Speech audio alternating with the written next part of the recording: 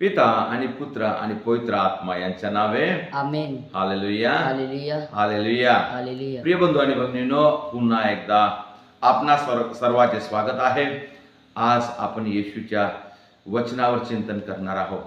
प्रियजन हो, येशू ख्रिस्त आमचा तारणारा, संपूर्ण जगाला त्यांनी तारण दिलेलं आहे.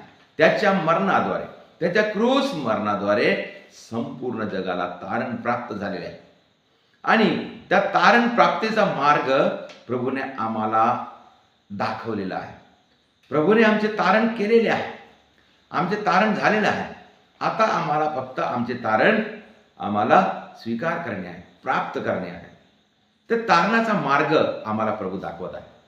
तारणाचा मार्ग, तर तारणाचा मार्ग काय आहे, कसा आहे, आपण पाहूया. प्रिय बंधू आणि भगिनींनो, आम्ही लोक अध्याय 19 मध्ये जक्कयाविषयी ऐकलेला आहे. जक्कई नावाचा एक व्यक्ती, येशू त्याच्या घरी गेला आणि त्याला म्हटलं की आज या घराला तारण प्राप्त झालेले आहे. तर प्रिय बंधू आणि भगिनींनो, हे जक्कयाने कसं तारण प्राप्त केलेलं आहे? सर्वात प्रथम जक्कयाने येशूला पाहण्याची इच्छा धरली. जक्कई हा मोठा व्यक्ती होता, श्रीमंत व्यक्ती होता, मोठा बिझनेसवाला होता. त्याने खूप धन कमवलं, त्याची प्रतिष्ठा होती, तो एक प्रतिष्ठित व्यक्ती होता, तो मानकरी होता, त्याचा मान होता गावामध्ये, त्या लोकांमध्ये. परंतु तो एक पापी होता. परंतु त्याने पापी असूनही त्याने काय केलं? येशूला पाहण्याची इच्छा धरली. प्रियजनो, सर्वात महत्वाची गोष्ट येशूला पाहण्याची इच्छा धरणे, येशूला भेटण्याची इच्छा धरणे, येशूच्या जवळ जाण्याची इच्छा धरणे, येशूला समजून घेण्याची इच्छा धरणे. येशू काय आहे, कोण आहे, येशू कसा आहे, हे पाहण्याची इच्छा धरणे म्हणजे तारणाची सुरुवात झाली. प्रिय बंधू आणि भगिनींनो, प्रत्येक व्यक्ती ह्या जगातला जो येशूविषयी इच्छा प्रकट करतो म्हणजे त्याच्या जीवनामध्ये तारणाचा मार्ग सुरू झालेला आहे. आणि सर्वात महत्वाची गोष्ट आहे की आमच्या मनामध्ये येशूविषयी इच्छा निर्माण झाली पाहिजे, येशूची आपुलकी निर्माण झाली पाहिजे. येशू कोण आहे जाणण्याचा, ओळखण्याचा आम्हाला ध्यान लागलं पाहिजे. आम्ही येशू कोण आहे हे ओळखण्याचा प्रयत्न केला पाहिजे. जक्कयाच्या जीवनामध्ये हे एक मोठं दान त्याला मिळालं. त्याने येशूला पाहण्याची इच्छा धरली. आणि दुसरी गोष्ट, त्याची इच्छा पूर्ण करण्यासाठी ज्या ज्या कठीण परिस्थितीला त्याला तोंड द्यावं लागलं ते त्याने पूर्ण केलं. तो ठेंगणा होता, गर्दी होती, त्यानं पाहणं जमलं नाही. मग त्याने काय केलं? प्रिय बंधू आणि भगिनींनो, त्याने सोडून नाही दिलं. त्याने प्रयत्न केला येशूला पाहण्याचा. पहिलं इच्छा धरली आणि नंतर ते इच्छा पूर्ण करण्यासाठी त्याने प्रयत्न केला, धडपड केली. इकडून तिकडे, तिकडून इकडे गेला. शेवटी त्याला एक उपाय दिसला की उंबराचं झाड, आणि तिथं तो बसून राहिला. प्रियजन हो, आमच्या जीवनात सुद्धा आम्हाला तारणाची, येशूला पाहण्याची इच्छा धरली पाहिजे. आमचा विश्वास झाला पाहिजे. आम्ही येशूला पाहण्यासाठी आम्ही प्रयत्न केला पाहिजे. आणि त्याच्यानंतर जसं जक्कयानं प्रयत्न केला त्याप्रमाणे आमच्या जीवनामध्ये अडथळे येतात, त्रास होतो, आम्हाला काही काही गोष्टी अवगत होत नाही, आम्हाला वेळ लागतो, किंवा आम्ही कधी कधी अपयशी ठरतो. परंतु आपण प्रयत्न सोडला नाही पाहिजे. ते पूर्ण करण्यासाठी आपल्याला जे काही करणं होईल, जे प्रयत्न करता येईल ते आपण केलं पाहिजे. म्हणजे आपल्या तारणाला प्राप्त करण्यासाठी आपण झटलं पाहिजे.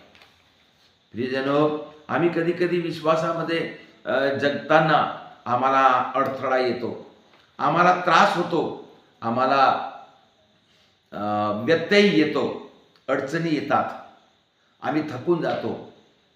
परंतु प्रिय बंधू आणि भगिनींनो, आपण सतत प्रयत्न करत राहायला पाहिजे. आपण सतत प्रयत्न करत राहावं आणि त्या प्रयत्नाचं आम्हाला फळ मिळणार. आणि जेव्हा जक्कयाच्या प्रयत्नाला येशूने बघितले, येशूने जाणले की हा व्यक्ती मला पाहण्यासाठी प्रयत्न करत आहे, त्यांनी प्रयत्न केलेला आहे, त्यांनी उंबराच्या झाडावर चढून मला पाहण्यासाठी त्यांनी एवढा कष्ट घेतलेला आहे. प्रियजनो, आम्ही सुद्धा येशूला ओळखण्यासाठी प्रयत्न केला पाहिजे. कधी कधी आम्हाला काही काही गोष्टी समजत नाही, समजून घेतल्या पाहिजे. कधी कधी आम्ही प्रार्थना करताना आम्ही थकून जातो, तर ते आपण न थकता वेळ काढून आपण प्रार्थना केलं पाहिजे. कधी कधी आमच्या ह्याच्यानं निभवणं जमत नाही किंवा काही काही गोष्टी आम्हाला समजत नाही, तेव्हा आपण कधी कधी एक ध्यान शिबिरमध्ये भाग घेतला पाहिजे किंवा कुठून तरी समजून घेतलं पाहिजे. अशा प्रकारे आपण प्रयत्न केला पाहिजे, तारणापर्यंत प्रयत्न केला पाहिजे, तारण प्राप्तीपर्यंत आपण प्रयत्न करत राहायला पाहिजे. आणि तिसरी महत्वाची गोष्ट प्रिय बंधू आणि भगिनींनो, जक्कयानं स्वतःचे समर्पण केले. जेव्हा जेव्हा येशूने जक्कयाला बोलावलं, येशू म्हणाला, आज मी तुझ्या घरी राहावयास येणार, तेव्हा तो खूप आनंदाने येशूचे स्वागत करण्यासाठी खाली उतरला. आणि जेव्हा येशू जक्कयाच्या घरी गेला, तेव्हा सर्व लोक कुरकुर करू लागले आणि सर्वांनी म्हटलं की हा पापी मनुष्य आहे. आणि तेव्हा जक्कयाने सुद्धा ते स्वीकार केलं. हे फार महत्वाचं आहे.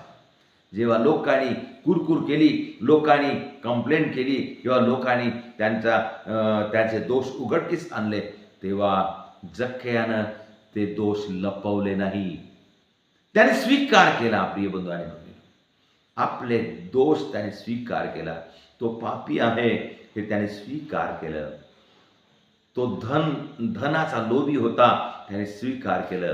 त्याने वाईटाने धन कमवलं, ते त्याने स्वीकार केलं. स्वीकार करणे म्हणजे प्रभूला समर्पण करणे. समर्पण केलं आणि त्याने म्हटलं का मी माझ्या संपत्तीचा अर्धा हिस्सा मी गरीबाला देऊन टाकतो. म्हणजे त्याने काय केलं? समर्पण केलं आणि परिवर्तन केलं. त्याच्या जीवनामध्ये त्याने परिवर्तन केलं. सत्याला त्याने स्वीकार केला, वाईटाला त्याने सोडून दिलं. वाईटाला, पापाच्या मार्गाला सोडून देण्याचा त्याने निर्णय घेतला. त्याच वेळेस त्याने म्हटलं, माझी अर्धी संपत्ती मी गरीबाला वाटून देतो आणि ज्या कोणाचे मी अन्यायाने घेतलेले आहे त्याचे मी चौपट परत करतो. प्रियजन हो, जेव्हा त्याची अर्धी संपत्ती गरीबाला गेली आणि प्रत्येकाकडून ज्याने त्याने लुबाडून घेतलेले आहे, अन्यायाने घेतलेले आहे, त्याचे चौपट जेव्हा त्यांनी परत करण्याचा निर्णय घेतला, परत केलं, याच्याजवळ काहीच उरलं नाही. म्हणजे तो विनम्र झाला, एकदम शून्य झाला. प्रभूसाठी तो एकदम शून्य झाला. जेव्हा प्रभू घरी आला, त्याला दुसरं काही महत्वाचं वाटलं नाही. जेव्हा प्रभू आमच्या घरी येतो, तेव्हा आम्हाला प्रभूच्या ठिकाणी आम्हाला दुसरं काही महत्वाचं वाटत नाही आणि वाटलं नाही पाहिजे प्रियजन. आणि जेव्हा आम्हाला असा अनुभव होईल की प्रभू माझ्या घरी येत आहे, तेव्हा खरोखर आमचं मन तयार होईल. म्हणून प्रिय बंधू आणि भगिनींनो, आम्ही जक्कयाच्या जीवनामध्ये पाहतो, हे सर्व पाहिल्यानंतर, त्याचं परिवर्तन पाहिल्यानंतर, त्याचा पश्चाताप पाहिल्यानंतर, त्याचं समर्पण पाहिल्यानंतर येशूने म्हटले, आज या घराला तारण प्राप्त झालेले आहे. प्रियजन हो, जक्कयाने आपले तारण प्राप्त केले. प्रियजन, आम्हा सर्वाचे तारण प्रभूने केलेले आहे. आम्हाला ते प्राप्त करणे आहे, आम्हाला ते स्वीकार करणे आहे. त्याच्यासाठी आम्ही प्रभूच्या मार्गाने चाललं पाहिजे. प्रभूला पाहण्याची इच्छा, त्याला ओळखण्याची इच्छा, प्रभूला समजण्याची इच्छा, प्रभू काय आहे, प्रभूचा मार्ग काय आहे, प्रभूची शिकवण काय आहे, प्रभूची इच्छा काय आहे, हे ओळखण्याची इच्छा धरलं पाहिजे. आणि ते निभवण्यासाठी ज्याप्रमाणे जक्कयाने प्रयत्न केला तसं आमच्या जीवनामध्ये ते प्रभूचे नियम, प्रभूची आज्ञा, प्रभूचे वचन निभवण्यासाठी आम्ही प्रयत्न केला पाहिजे. प्रयत्न केला पाहिजे, त्रास सहन केला पाहिजे, आम्ही वेळ दिला पाहिजे, आम्ही कष्ट केला पाहिजे, आम्ही प्रार्थना केलं पाहिजे, बायबल वाचलं पाहिजे, मिसा बलिदानाला गेलं पाहिजे आणि आराधना केलं पाहिजे. अशा मार्गाने आम्ही आमचे प्रयत्न पूर्ण करतो. आम्ही 7 संस्कारामध्ये आम्ही भाग घेतला पाहिजे. 7 संस्काराद्वारे आम्ही तयारी केलं पाहिजे आणि त्याच्यानंतर आपले सर्वस्व आपण समर्पण केलं पाहिजे, विनम्र बनलं पाहिजे. प्रभूसाठी, प्रभूच्या आशीर्वादासाठी, प्रभूच्या कृपेसाठी आपण आपले सर्वस्व त्याग केला पाहिजे. आम्हाला फक्त प्रभू पाहिजे.